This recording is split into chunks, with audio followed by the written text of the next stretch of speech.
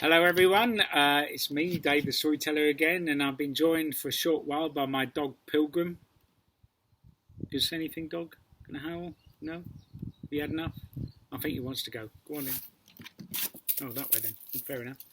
Off you go. He is a lovely dog, but the reason I introduced him to you today is because he really loves to fart. You see, a cunning introduction to this, the last of my fart tales. Now I say the last, there were meant to be two more, but alas, real life has got in the way. There will be other stories, but this is the last fart tale. But it is a strange tale from Chaucer that I've never actually told live, well not live, digitally before, put it like that. And it's very similar to the first story in this very mini-series, for it also involves a greedy friar. For once, long ago, there was a greedy friar, a man who was as big in the middle as he was tall. He was supposed to follow God in heaven above, but he was far more interested in following his belly. He loved to eat. He would travel the highways, the byways, the trackways, the pathways, even the greenways into the green wood, where he would preach to the common folk, the likes of you and me, talking of God in heaven, of the devil in hell, warning against sin. And all he asked in return was a little bit of food to fill his ever-growing belly. And know that many poor folk gave more than they could afford to give in the hope that he would pray for their souls to speed them into heaven when they were dead and gone. Perhaps a little cheese, says he, or maybe some brawn, although know that beef would be fairer and cake finer still. Know also that all he gave in return were false fables and fairy tales. Never once did he pray for anyone's soul. Never once did he help anyone who had helped him. And so the false friar continued his cheating ways until one day he went to the house of an old man who had given kindly in times past. Yet times had changed. The old man had grown sick. He'd lain in his bed for many months. He was but bones and blisters, sorrows and sores. Yet still the false friar burst into his chamber and asked that he give generously one more time. For know, my friends, that gluttony was the very least of his many sins, for that friar was also greedy for gold. A great bag of gold, much of which he would keep to himself, although he might share some of it with 12 brother friars of his order, men who were equally large and equally greedy as him. But the old man had had enough of the friar's grasping ways, and so he drew him in close, saying, "Listen, I have but one thing left to give you, and it's something so precious to me I keep it hidden in my bed." And he would only give it to the friar if he swore an oath that he would share it equally with his 12 brother friars. Well, thinking it was a great big bag of gold, the grasping friar, he fell to his knees. He swore upon God in heaven, the devil in hell, that he would do anything that the old man asked. The old man smiled. He said, "Then reach beneath my blankets with your hand. Reach in, delve deep until you get to my backside, for it was there I keep the gift hidden from thieves." Now some of you are thinking, "Whoa there, Dave, hold on, this is getting a bit odd." And you'd be right. For no sooner did the old man feel the false friar's grasping hand around the crack of his cheeks than he let a fart. Now, in all fairness, some farts are quite quiet. They are polite farts. They sound like bees or vicars sneezing. But this was one of those thunderclap of a farts that found its way up the friar's sleeve. It made his gown billow like whiffy washing in a wild wind.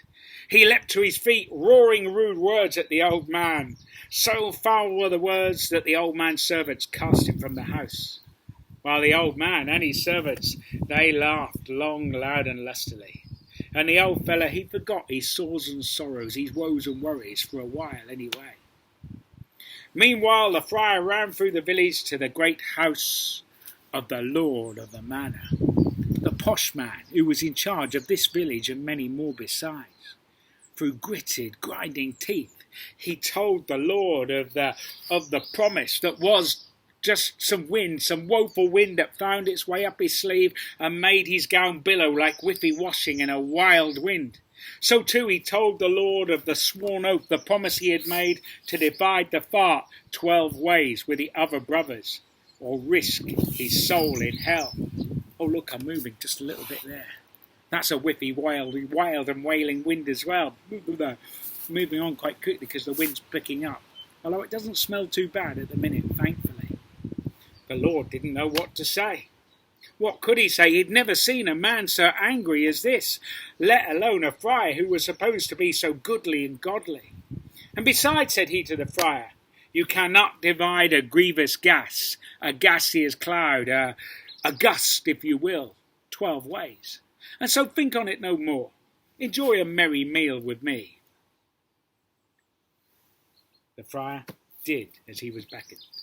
He sat, and as his belly got bigger and bigger, his woes and worries got smaller and smaller, for a while anyway. I say a while anyway, because one of the Lord's servants was listening.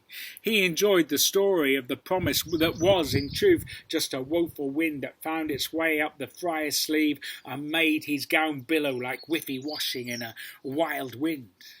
It pleased him greatly, especially since the old man was a friend of his, and he wanted to play his part in the twig. And so he announced to one and all that he had a way of dividing the fart amongst the friar and the 12 brothers. He said that a great cartwheel must be brought forth with 12 spokes. So too the 12 brother friars, so too the old man who had played the putrid prank in the first place. He said that the great cartwheel must be set upon a trestle, or more correctly 2 trestles. If not, it would fall off, wouldn't it? He then said that the 12 brothers, they must set their noses around the rim at the edge of the cartwheel, each with their nose at the end of a spoke. So too he ordered that the false friar, he too, crawl beneath the great hub of the wheel, the very centre, sticking his nose up and waiting. While the old man, who had played the trick in the first place, he must be fed upon the finest foods until his belly got tight and taut like a drum. And then he must be placed on top, squatting, with his arse over the top of the hub. And then he must let a long, loud and lusty fart, louder and longer than the first one. And it is my belief, says the servant, that both stench and noise will travel all the way down the spokes and thus reach the noses of all 12 friars, whilst the false friar beneath, he will get the first part. For after all, he was always saying to us that we should give generously to him, and so it's only right that he get the first, the foulest part of the fart. Hearing these words, the Lord, he laughed long, loud and lustily. Everyone laughed long, loud and lustily, except for the friar. He stormed out of that village, never to return. Well, there ends my version of the tale, except to say, as I said before in another video, I learnt that story long ago. I first heard it long ago. But then I sat on it, as we might sit on our own farts, in polite company, never sure when the right time was to tell it. And in truth, I never told it. Instead, I wrote it down in my book, my medieval folk tales for children. And know that each story in this book, it ends with a rhyming couplet. And so I'd like to read the rhyming couplet for this one to all of you, just to finish the tale formally, so to speak. It goes like this. The friar warned all of the horrors of hell, but all he got in return was a handful of smell. Now, if that's not a reminder to wash your hands regularly, also to ration your loo paper so you don't have to hoard it, remember as well to look after each other, and I'll see you another time. Until then, goodbye.